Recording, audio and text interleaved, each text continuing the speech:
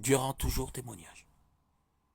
Notre vie rendra témoignage. Je ne sais pas quel est notre témoignage, mais notre vie parle tellement fort qu'on ne peut pas entendre notre voix. Mais notre vie de tous les jours, témoignera de ce que nous sommes. Dieu rend témoignage. Oui, le Saint-Esprit est un sceau, marque les deux côtés du papier.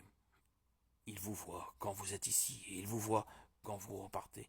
Pas seulement à l'église, mais chaque jour au travail, vous êtes scellés des deux côtés, à l'intérieur et à l'extérieur. Par la joie que vous avez, par la vie que vous vivez. Vous êtes scellés dedans et dehors. Alors vous savez que vous êtes sauvés. Et le monde sait que vous êtes sauvés. Par la vie que vous vivez, car Dieu rend témoignage. Béni soit son saint nom. De même aussi le Seigneur a ordonné à ceux qui annoncent l'évangile de vivre de l'évangile. 1 Corinthiens 9,14. Dans les églises d'aujourd'hui, bon nombre d'entre elles recherchent les personnes qui ont de l'entre-gens.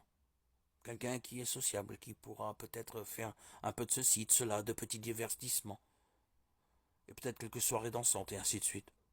Or, le monde recherche les personnes qui sont beaucoup d'entre-gens, mais Dieu, lui, il recherche les personnes qui se séparent, les gens qui se sépareront. Sortez du milieu d'eux, mon peuple, afin que vous ne participiez point à leur péché. Séparez-vous. En Égypte, lorsque l'agneau a été offert, Dieu a fait une distinction. Il a séparé les Israélites des gens des nations. Il a fait une distinction entre eux. Le peuple de Dieu est un peuple à part, une nation sainte, un peuple acquis au comportement différent.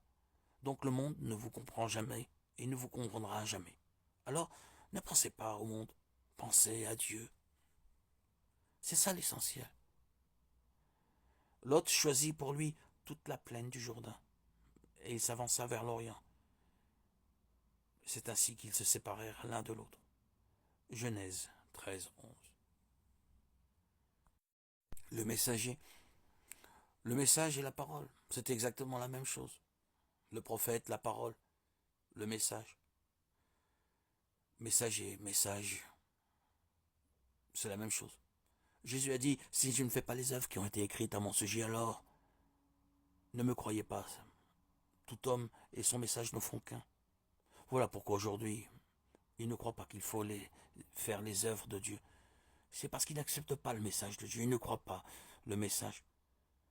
Mais pour ceux qui croient à l'heure de Dieu, où nous vivons, ces choses sont là, de nourriture cachée. Pensez un peu, Dieu a tellement bien caché la chose qu'il la regarde bien en face et ne la voit pas. De la même manière, Élie avait aveuglé l'armée des Syriens. De la même manière, Dieu aveugle l'incroyant pour qu'il ne voie pas la véritable nourriture de l'enfant du croyant. Si le non-croyant se sépare, qu'il se sépare. 1 Corinthiens 7,15.